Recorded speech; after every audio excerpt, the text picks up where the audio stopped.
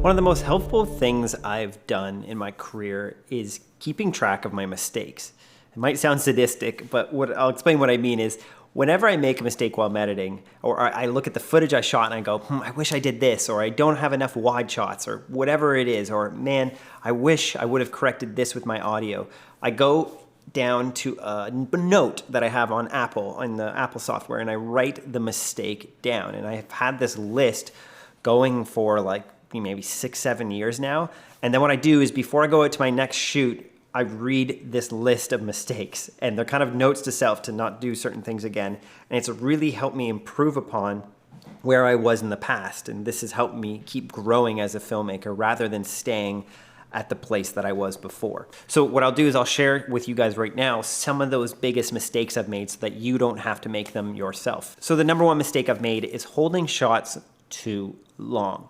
And this is an interesting mistake because it's kind of a personal opinion of what makes a shot too long. But one tip I got from a professional editor who I worked with on some IMAX movies, Susan Shipton, she's an incredible editor, she's edited many feature films, is she always told me when I was her junior editor, her assistant, was you'll know a shot has gone too long once you've received all the information in that shot. And what she means is when you look at a shot, if you understand what's happening in that shot, then you usually can move on from then. So if it's someone walking into a room and they close the door, you don't need to hold the shot of having them then take their shoes off and put their jacket off and walk away. You could probably cut at that point. Once we know what's happening in the shot, it's then after that point is creative decision, creative liberty if you want to keep holding the shot. And you have to ask yourself, why is this shot this long right now? So that's kind of the rule of thumb is if I play the shot and in my head, I say out loud what's happening. I go, okay, man's in the room, he's taking off his coat. Then I'll cut, I'll know what's happening. But if you start holding on a shot and no new information is being sent to our audience, you can start to wonder, is this shot gonna be lasting too long? Now, there is pacing in edits. Sometimes you wanna have a shot where you have a long pause. We get to breathe and live a moment with the character. But then if that's all we're doing, the film can get very boring. It's why music has variance. There's highs and lows. There's fast moments, there's slow moments. There's crescendos, there's moments where the music gets quieter. And this is why a good song will have a variety of those moments. And same with your film, your editing pace. You don't want everything to be lasting too long. You also don't want it to be too short all the time. So the way I usually ask myself as I start off, I go, do I have all the information I need? Am I learning anything new? And maybe the thing you want the audience to learn is that your character was taking a long moment in their life or was thinking about something. Like this scene from Rescate, I just held the shot of Ronaldo for a very long time. But that's after he just spoke about how depressing his work is. So we get to visit him in a moment where he's feeling that depression. So you have some creative liberty on this, but again, once we've received all the information that we know is happening within that frame, what's happening in that shot, you can move on. You don't have to hang on every shot for minutes at a time or seconds at a time. Sometimes it's just the difference between 10 or 15 frames in your edit. Another mistake I've made is not cutting my interviews first. What I've done sometimes is I get so excited about the B-roll that I have that I begin editing all these scenes together as sequences with all my B-roll and I never touch my interviews. And then what happens late in the film, I'm like, oh, you know what? I need a quote about this part of the story.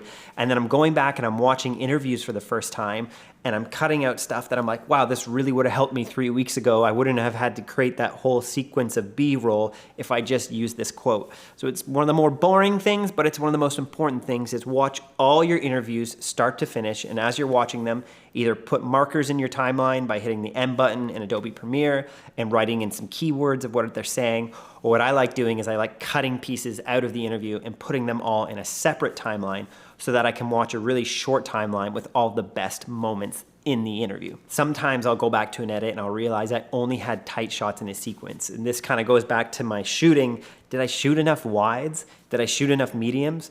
Or was I just obsessed with shallow depth of field and I stayed in close on everyone? In your edit, depending the style of story you're telling, you usually want to have a variety of edits. And this is because variety is the spice of life. Variety helps keep people's attention. It's new information being received to our audience's eyes. We see a wide, then we go in tight, but then we see a medium of our character. I think having a variety of shots helps a story, helps us stay engaged, and helps us get involved with the world that you're creating for your character, because we're seeing the entire space and place. So just make sure you have a variety of shots. Have some wides, have some mediums, have some close-ups. Another mistake I made was hard sound cuts between scenes. This is kind of a tip, less than a mistake, but if you just bridge the sound from an incoming scene over top of an old scene, it's a great way to bridge two completely different locations or two completely different moments. It was these hard cut between scenes that made my edits confusing sometimes. Another way to really bridge these scenes, these moments, is aerials. Aerials take us off the ground, give us God's eyes views of the world. We get to see the whole place, and we go to a new location. Aerials are the quickest way to get between two places and for the audience to understand that we're traveling somewhere. And sometimes too, this is where the sound bridge over top of the aerial helps. We start hearing people's voice from a new location. It's leading us to that place rather than having an abrupt cut. Another mistake I made as an editor is not taking breaks. I would sit in front of my monitor for hours at a time, and I would burn out my eyes, burn out my creativity, and my mind would turn to mush. It's good for you to get away from the computer, go for a walk, go do something so completely different than the editing you were just doing. And maybe even begin to think about your edit while you're on that walk, or think about something completely different so that when you come back to your edit and you press play, it feels like you're watching the film again with fresh eyes, figuratively and literally. And this helps you attack the creative without being bogged down by the same thing over and over again for hours at a time. Sound engineers and even colorists, professionals have to do this. They have to take breaks because you get fatigue both in your eyes and your ears, and everything starts sounding the same. So it's good to take breaks. A big mistake I've made is not having autosave on frequently enough. You really want to increase the autosaves. Even if it takes up more space, it's totally worth it. Add as many autosaves as your software will let you. In Adobe Premiere, I forget what the limit is, but I usually type in like 100. I want to be able to go back sometimes when I've made some mistakes or the editing software has crashed, or even like a couple days before that, I'm like, what did I do in that one sequence? So another way too to get around this is duplicating sequences. Whenever I start the top of the day, I create a new sequence. And this is because in the past, I would just start editing on the same timeline, and I would work for an hour and I would totally destroy my edit trying new things. And next thing I know, I wanted to go back to the thing I was working on an hour ago, which means I would have to close down the program and open up an old save file. But what you can do is just duplicate your sequences before you start doing anything risky. Why I like doing this is it gives me a bit more of courage to try something different in my edit, because I know, well, I can always go back to what I just had created. So duplicate your sequences. In the past, I've just worked on the same timeline for the project always. It's just version 1, and I work on that for weeks. The problem is you don't ever get to see your progress, or you can't go back and grab a scene that maybe you deleted from a few weeks before. Duplicate your sequences often. A big mistake too that I did is I would always wait to learn my editing software when I was working on a project for a client. And this kind of keeps you at a certain level because you're not willing, or you don't have the time to start learning some different things. I really encourage you to practice editing when there's no pressure, when there's no client, when it's just you and the editing software and there's no deadlines or anything. Try some new stuff, try some weird stuff, try some tutorials. Don't wait till what I call game day, when you actually have a project and a deadline, to start trying to learn your software. I mean, athletes do this. They have practice, they go to the gym, they get better at their craft so that when they're in the game, they're at their full capacity. And so you should be doing this as an editor. Even after this video, you should go try something new in your editing software so that you're ready when you're working on that documentary or working for that client.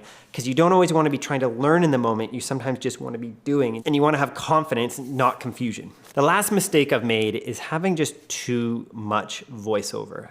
Sometimes you just need to let your film breathe. You need to let what's happening on camera explain itself. And this is where you get better as a filmmaker, because you start shooting scenes that don't need explanation. But for me as an editor, sometimes I put on too much narration. I try to add too much information. I try to have too much communicated. And sometimes you can just cut out the voice and let your images speak for themselves. It's nice for the audience to get to live in a moment in your film, hear the location sound, hear the environment. Even if you just do that for 5, 6, 10, 15 seconds, just letting your film breathe for a bit. So these are some of the top mistakes I've made, and I hope you don't have to make them yourself.